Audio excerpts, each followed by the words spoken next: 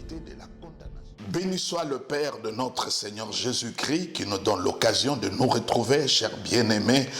Au nom du Seigneur Jésus-Christ, je vous salue partout ailleurs dans le monde que vous nous suivez dans cette belle émission merveilleuse, la grâce à la carte.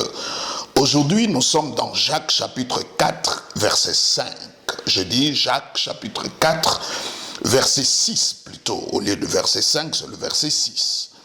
La Bible dit, il accorde au contraire une grâce plus excellente. Mes chers amis, partout quand nous parlons de la grâce, elle est toujours accompagnée de superlatifs. Et là, la Bible dit qu'il accorde au contraire une grâce plus excellente. C'est pourquoi l'Écriture dit. J'aime bien lorsqu'on fait référence à l'Écriture, chers amis, parce que aujourd'hui la tradition de beaucoup de gens, Dieu m'a dit, mais le Seigneur Jésus-Christ, lui, il disait plutôt, il est écrit.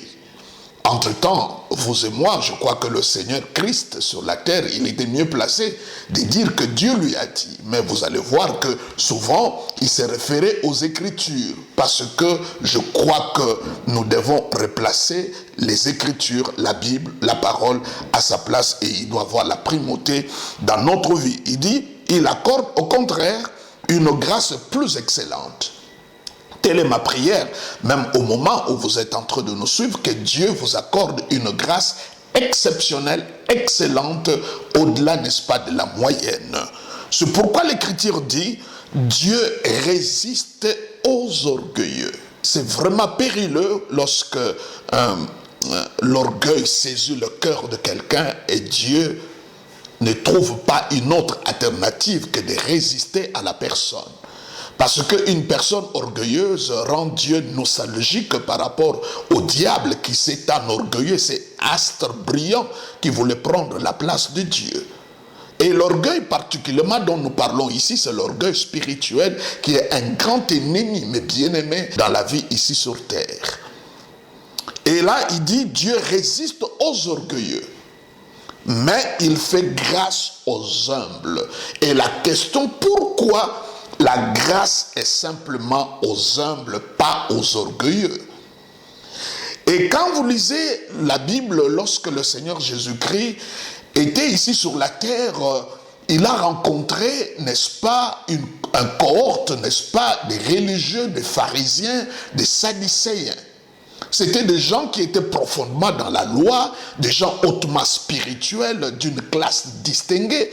Mais vous allez être étonnés, aucune de ces personnes, de ces grands religieux, a pu obtenir quelque chose de la part du Christ. Les prostituées ont été guéries, ils ont vécu de grands miracles, de pauvres, n'est-ce pas, des aveugles ont été bénis par Dieu, ils ont reçu, n'est-ce pas, le recouvrement de vie. Beaucoup de gens, même ceux qui n'étaient pas des juifs, qui n'avaient rien à voir avec l'alliance avec Abraham, étaient bénis de la part de Dieu.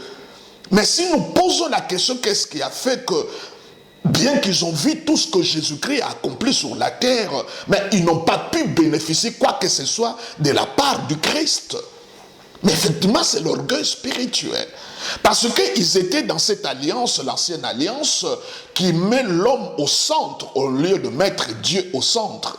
Comme cela est écrit, tu ne feras pas, tu ne mangeras pas, tu ne toucheras pas, c'est le tu. Mais la nouvelle alliance, c'est le je. Et dans cette ancienne alliance, c'est l'homme qui était mis au centre. C'est les efforts de l'homme. C'est ce que l'homme fait qui engage Dieu de le bénir. Entre-temps, dans la nouvelle alliance, nous sommes bénis à cause de ce que Christ a fait, et ce que nous faisons n'est que le fruit, mais ce n'est pas la racine. Et aujourd'hui, quand nous parlons grâce, la plupart des gens qui rejettent la grâce, ce n'est pas qu'ils méconnaissent l'importance de la grâce. Ils chantent la grâce, ils prient la grâce. Et lorsque Dieu le bénit, ils reconnaissent la grâce. Mais c'est juste la pseudo-grâce. Ce n'est pas la vraie grâce, simplement à cause de l'orgueil spirituel. Parce que quand la grâce est là, ça met Christ au centre. L'homme n'a plus de place. Notre performance, nos capacités, nos exploits n'ont plus de place. Tout c'est Christ et rien que lui, il n'y a pas autre chose. Donc ça demande de l'humilité, quelqu'un qui pourra dire, ce n'est pas moi, c'est simplement ce que Christ a accompli sur la croix qui m'accorde l'onction, qui m'accorde la bénédiction, qui m'accorde le mariage. Cet homme-là ne dira pas parce que je suis allé à la montagne. Je l'ai déjà dit, mais si les gens sont en train, n'est-ce pas, de parler, non, j'ai eu telle chose à cause de la montagne, mais ceux qui sont en Hollande, aux Pays-Bas, où il n'y a pas de montagne, qu'est-ce qu'ils diront? Donc, mes bien-aimés dans le Seigneur, pourquoi Dieu résiste aux orgueilleux? Parce que les orgueilleux, ils se mettent en porte-à-faux par rapport à la grâce.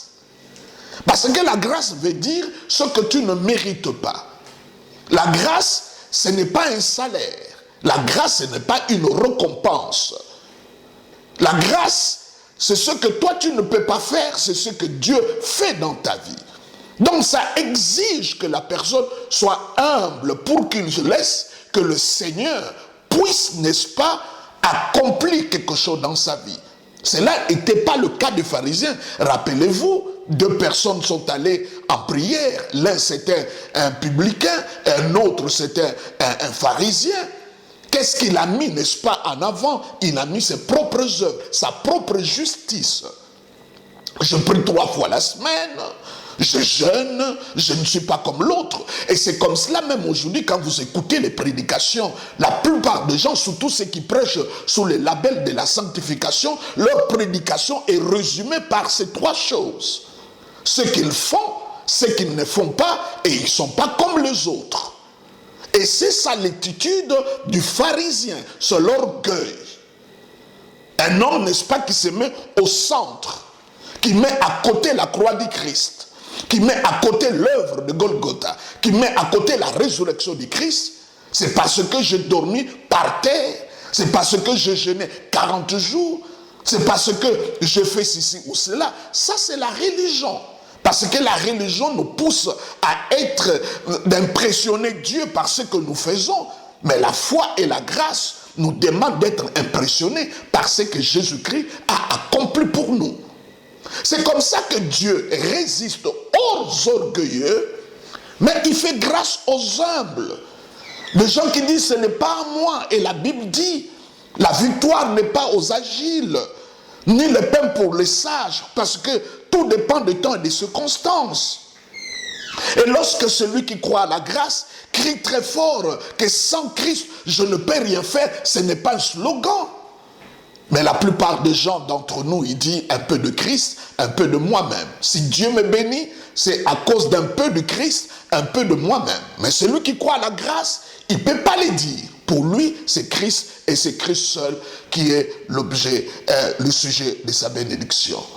Bien-aimé dans le Seigneur, Dieu résiste aux orgueils. Je ne sais pas comment il va leur résister. Cela dépend simplement de Dieu lui-même. Il résiste aux orgueils. Il fait grâce aux humbles.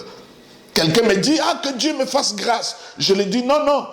Dieu n'exauce pas cette prière. Sois simplement humble. Et la grâce va se manifester dans ta vie. La grâce est comme un cours d'eau. Le cours d'eau ne monte jamais. Le cours d'eau va simplement dans les endroits qui sont rabaissés. Abaisse-toi et la main puissante de Dieu agira dans ta vie. Dieu résiste aux orgueilleux, mais il fait grâce aux humbles. Que Dieu t'accorde d'excellentes grâces. Au nom de Jésus. Amen.